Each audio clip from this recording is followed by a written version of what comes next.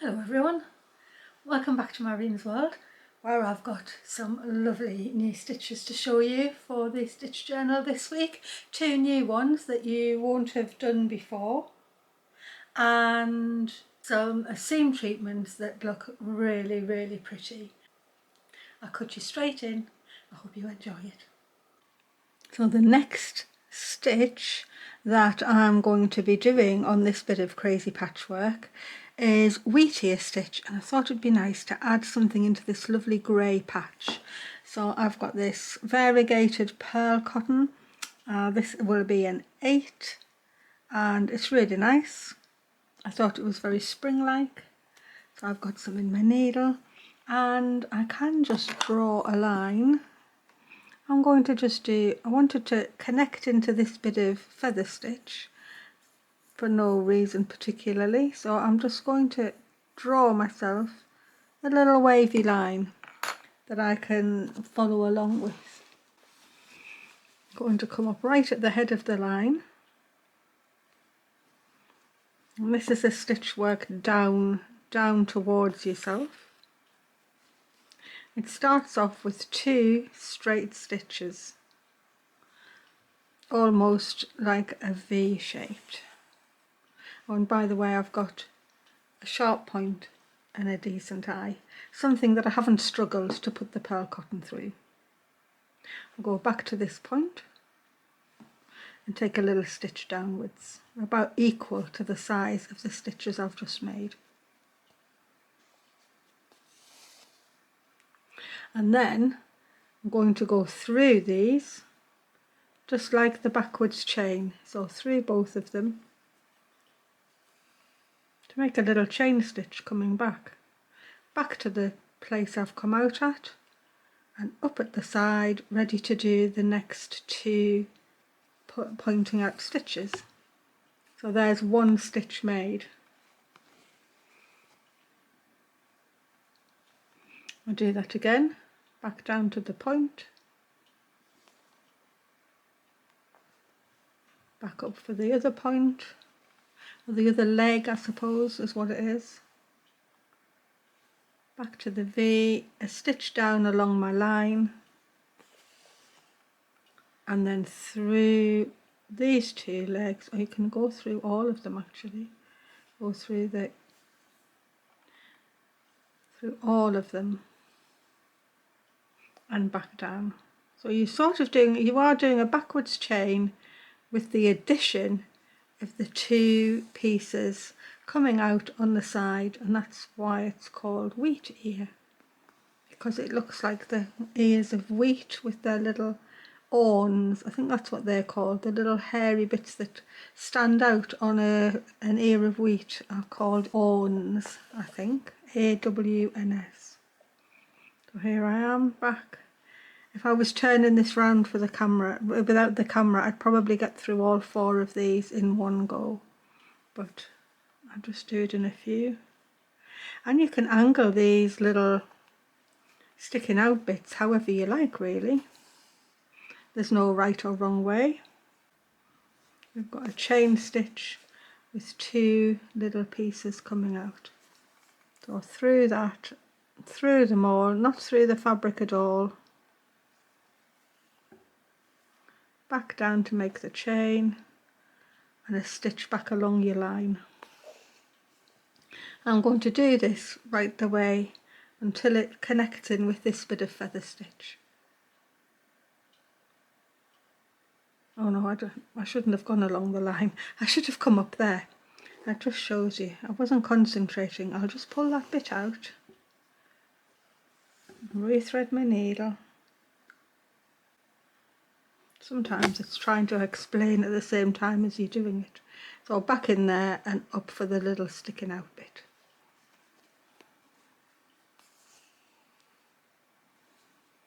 And I think a thicker thread definitely shows this off, but if you were doing it for on another project, this would look really pretty in a fine thread. I think it would look very delicate. So this is now when I'm taking back the backward stitch and up through all of them. and down for the next stitch. It's really pretty. It's something I can add. I could add beads to. Be nice done in ribbon either. I think it would have to be a finish ribbon because there's quite a lot of threading through going on. And I'll get it all the way down to the bottom. That's the lovely Wheatear stitch done down the middle of there. The variegated thread showing it off well, but also the thickness of the thread is really pretty. It makes a lovely line. It's easy to make a curved line with Wheatear stitch, just as easy as if it was stem stitch or chain stitch. So I've changed into this fine pearl cotton.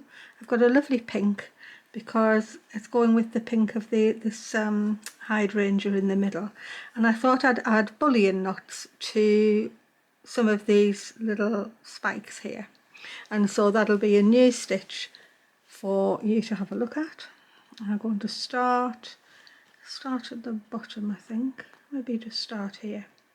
So a bullion knot is sort of like a long French knot in essence. However, you actually pick up a bit of the fabric. So I've come out there, I'm going to lay a bullion knot here. So whatever length you want the bullion knot to be, that's how much fabric you need to pick up. And you pick it up going back to where your thread is coming from the fabric. And then you sort of have to estimate how many wraps around your needle is going to fill that space. So that's probably not going to be too many. I'll do it with my other hand. 2, 3, 4, 5, 6, 7. I'll try 8. I'll put them down there. That's actually probably a little bit too many. I'll take 2 off. I'll do 6. That looks about right. So once you've got them on your needle, you keep them nice. You don't want them tight because in the end the eye of your needle has to go through there. So I'm just going to let my needle lie there on the fabric and hold it with my thumb while I push this needle through, and then very carefully, keeping hold of the whole wrap thing with my thumb, just going to pull this thread through. And I know it's under my thumb and you can't see it, but that's what you need to be doing. And as you get nearly to the end, you can take your thumb off, keep pulling, and as it gets down, you're going to rotate your thread over to the other side and sort of hold on to that bullion knot and keep pulling until you have it lying exactly in the space of that your needle was in. Your thread ends up at the front and you take your needle down to the back of the work. I'm going to do that a few more times for you to see it. That's quite a small one, so let me do a longer one. I'm going to go back here again. I'm going to make a little double front and double bullion knot. I'll put another one there. This time I'll do a bigger one, so I'll take a bigger slice, a little bigger bite of the fabric, and go straight back to where my needle's leaving the fabric in the first place. And before I pull it through, I'm going to do, let's try 8 this time. 2, 3, 4, 5, 6, 7, 8. I'll just have a look. Do I think that's enough? That's probably enough. You just sort of get used to estimating how many you need to be. Doesn't matter if you're practicing that some might be too big. If you put too many on, you'll get a loopy bullion knot, which for something like this will look perfectly lovely. But if you've got too few, you might see your thread at the end, which again, when you're practicing, you'll just get more and more used to it. I'm going to push my needle right up. I'm keeping my thumb here. I don't want those wraps to start pulling apart as I pull the needle through. So I'm going to just put my thumb on top of them to help them stay together. Pull my needle.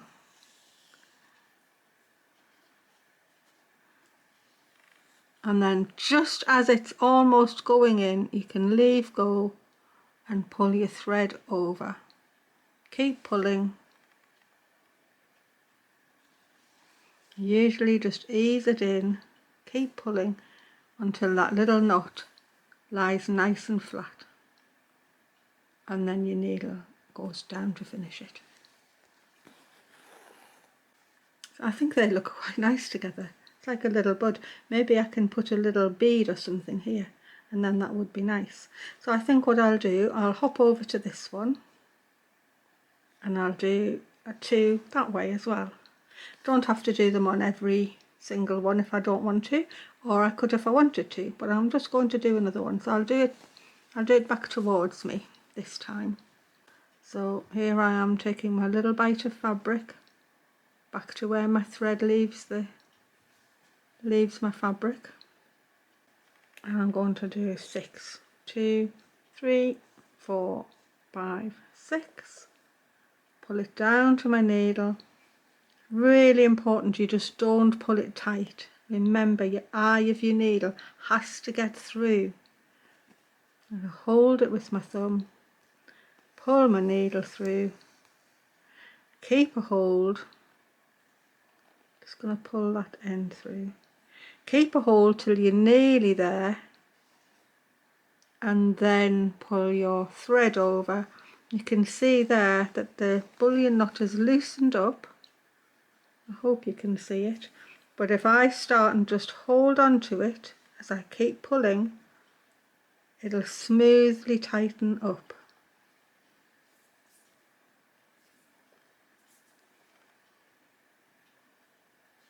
And all of a sudden, there it is, beautifully wrapped and ready for the finishing touch. I'll go back here so I can make another double one. Here I go, 1, 2, 3, 4, 5, 6, 7, 8. Pull them all nicely down to your needle.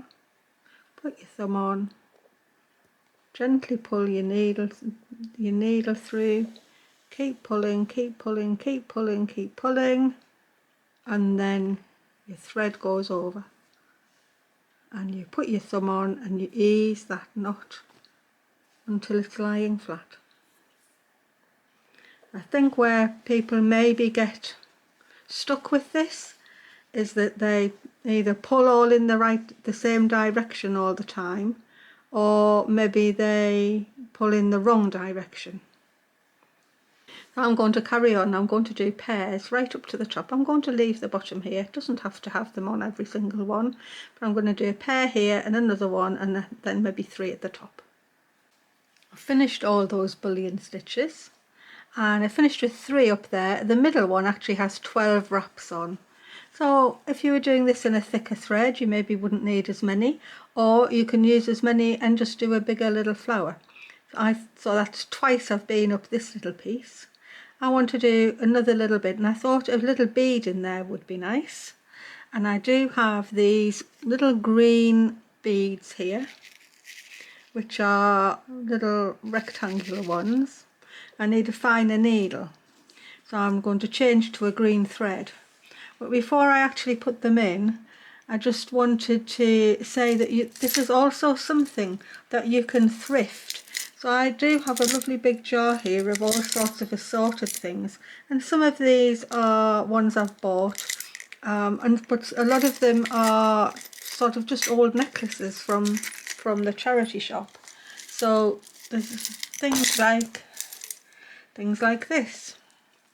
You can get them for next to nothing, and you take them apart and they're perfectly fine beads, but even the little hook things are quite handy to use. This little bit of old imitation pearl necklace, you can see it's all broken. I've probably got that for next to nothing, and I can just pull these beads off. I leave them on because it's easier to find them when they're still on their thing, but I can pull those beads off, and I've probably had, I don't know, maybe 20 pence or something, not very much for a bit of broken jewellery. But for me, that's a lot of sewing and embroidering for me. So you don't have to be going to buy expensive stuff if you don't need to. It's different if you're doing a lot of beadwork and you want specific things. But on something like this, charity shop thrifted beads are going to be perfectly fine to use. There'll be nothing wrong with them at all. In fact, I will use them in a minute. So I'm going to get a piece of green out of my tangle. There's one there, that'll do perfectly well. Fine needle. And I think what I'll do is I will come up in the middle of the two pieces of Bullion Knot. I'll pick up a green bead. Will one be enough? Maybe I'll pick up two. And I shall go back down to the bottom. Let's see what they look like. Okay, there. I think that's nice. I'll hop over to this one. I think I just need one bead after all. Oh, that's lying in nicely.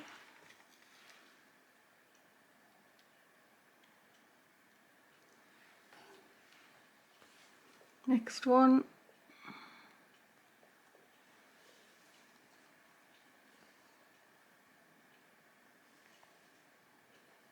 I think they're adding a nice bit of sparkle.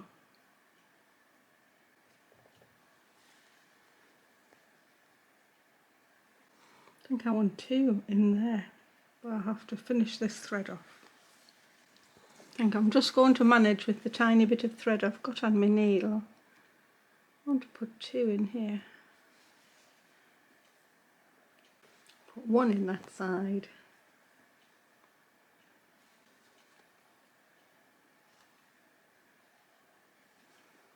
Oh, I really like that. Finish off. Finish off well, I don't want those beads to be falling off. And let's have a look. Well, that's had a really pretty bit of sparkle. I think we can go further. I think we can do another pass up there with something else. So, I think I'll use these little beads here. I think I am. I'll get a little bit of pale cotton. Let me have a look what I've got. That'll do. Bit of pale grey will do fine. And let's have a just practice where I would like to put these little pearl beads. So I think maybe on opposite bits of where I've got the flowers, or maybe just randomly dotted.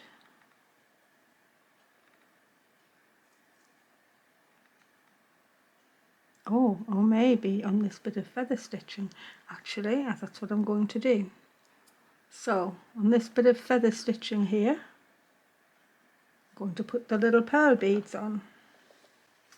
So let's come up at a bit of the feather, pick up a pearl bead. And the trick with beads is to not go down in the same place, or else you'll always have a wobbly bead. It's to actually go the space of the bead, and then you shouldn't be able to see your thread so much, and the bead will lie between where you've come up and where you've come down. If you go down in the same place, you'll sort of just have a wobbly bead. I'm going to hop over and I'm going to do alternate pearl beads. So if you've got them, you can use them. If you haven't, you could put a French knot on here.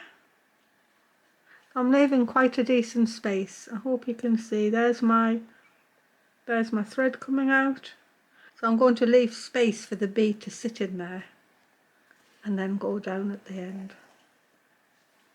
And then you don't see where the thread's coming out. I'm going to put one in there. I don't mind it's going across the Wheatear stitch. That doesn't bother me at all.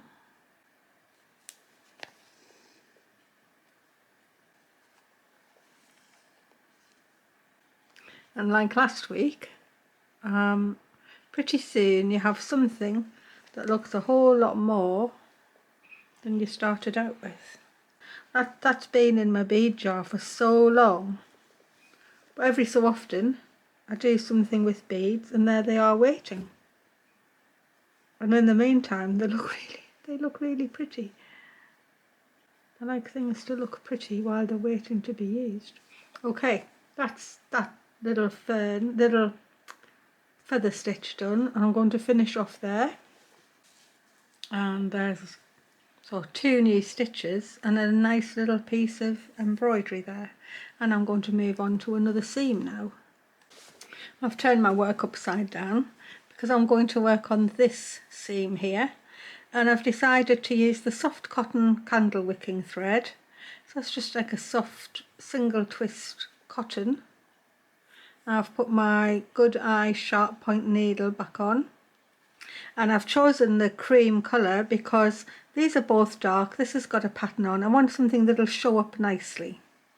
So I've come up right at the end of this seam to do some blanket stitch, but I'm going to do sort of a wavy seam treatment, because on these type of crazy patchworks you want to be working over the border of your 2 fabrics. And so I'm just going to do the blanket stitch in a half circle here by going in at the seam and up where I know my little half wheel is going to go, around for the blanket stitch. I'm going to come back into the same point and go a little bit further round.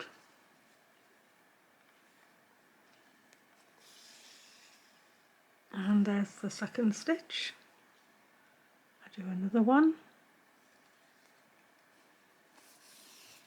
I can do these really close together, or I can do them far apart, but this is just what I'm doing at the moment. Got a bit of fluff there. I'll do another one here. And let's do one that's lying at the seam. Now then, I can do a one this way. Actually, I'm going to do something different. I'm going to do the blanket stitch the opposite way. So I'm going to come to the middle to where my next wheel is going to be. I'm going to do the blanket stitch the backwards way round.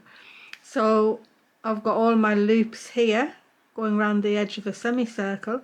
This time I'm going to have all the loops in the middle and all the little legs are going to face out. So I won't have any loops going around, I'll just have little legs going out, like a little fan.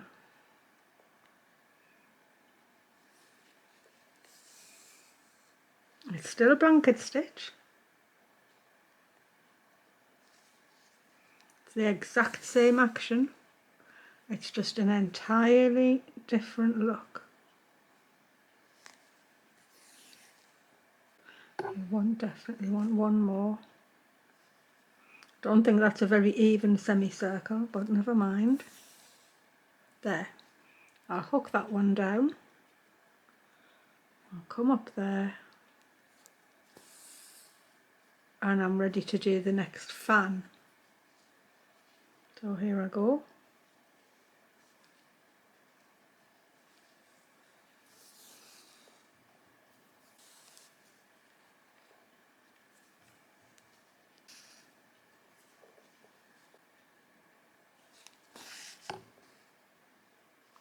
Just realised I've missed out the line there and there, so I'll have to put that on next time.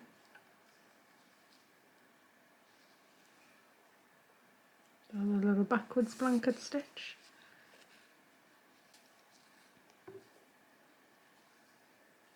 I could have just as easily done the fan shapes both sides, but it just shows you what a different, try and show as many different ways of doing something as I can. You can almost just make them up as you go. Maybe you'll invent a new stitch. and there, and I think I don't want another one on there because I'm right near the edge of my page there. So that's a new seam treatment waiting for more embellishing. I think these stalks are ripe for some bunny flower, so I think I will take another palish colour. Maybe I'll just have this nice peach. I'm going to use all 6 strands. I think if I do some chain stitches, but I do them facing downwards, they will look like little pointy petals. So I'm going to try that. I'll just do detached chains, which is otherwise known as a lazy daisy.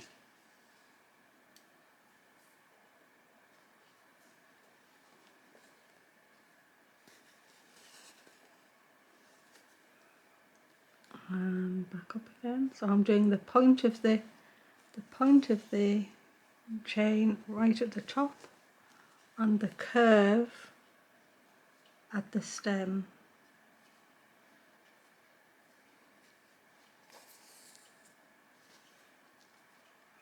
I almost get a little tulip looking. I think I want that filled in as well. I'm actually going to do, before I go on any further, I'm going to fill that in with a little straight stitch, because I'd rather that was totally peach. There we go.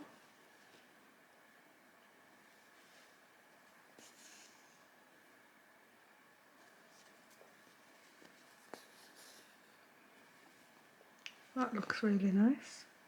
I'm going to do another one. I'm making these quite large really. Right back down to the stem, round for the chain, letting it have its rounded shape, hooking it down, and then back up for a straight stitch to fill in the colour. I could have filled in the colour with a different colour, but I think I quite like the fact that they're solidly peach.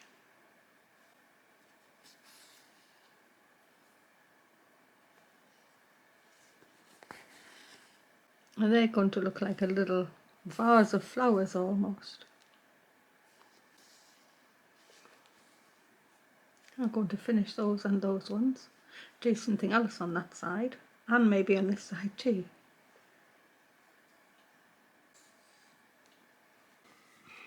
As you can see, I've done an extra pass on these little flowers, and so what I've done, I've got this soft cotton I've had for years and I hardly ever use. It's quite a bright green. I think that's why I don't use it, but I thought it was perfect for on here. So I'm just going to enhance the fact that these look like little bunches of tulips, and I've just put straight stitches in between the flowers, straight down to the bottom,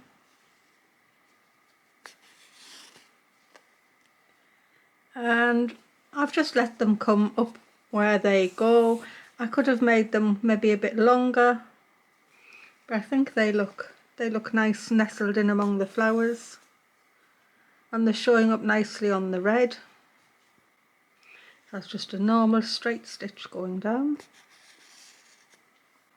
I haven't really counted them or made them match, just whatever looks nice. And then when I got to that stage on the other set, it felt as if it needed one more, and I thought I'd just do some straight stitches going along as if it was the rest of the stems or a little pot or something like that. And so actually it's just taking a few straight stitches and lying them in nicely, and I actually tried to make them go shorter and shorter, so I got a little bit of a tapered end.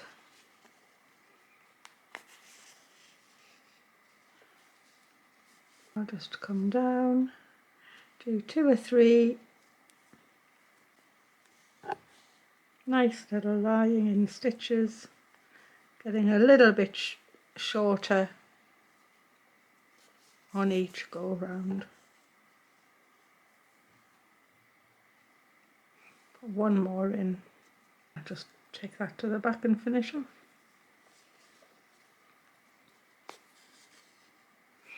I think they look really sweet. And that's really blanket stitch, chain stitch, a straight stitch, straight stitch. There's nothing really hard. It's just putting them together and realizing that another little bit and another little bit ends up making something pretty. And let me think what I would like to do. I've only got 2 here to do. I've put the white soft cotton back in my needle because I've decided that the little white fans or shell shapes don't actually need very much, and all I'm doing is an extra little line of backstitch around their curve, and it just gives them a little bit extra, but it's nothing too fussy. And then that means that all the focus is on the little bunch of tulips. So I've just left a little space and I'll just backstitch around it. Sort of adds a bit of emphasis. I think the white's showing up really nice on this vintage blue cotton. I'll have a look and see if it needs another bit. Maybe I'll do one more. I'll do another row of backstitch just because I quite like it. I'll go back around again. Just turn my work a bit so I can see what I'm doing properly. And just because I'm really enjoying seeing this lovely soft cotton on the blue, I'm going to come back around with just a few single wrap French knots along the top curve. Don't need to do the whole thing. Just really liking this soft cotton. Keep picking up fluff though. There we go. So just one wrap. Just need to do them till it looks nice to you.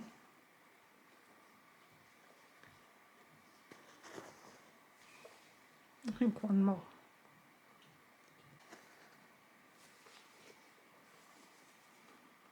I think that's really pretty on there.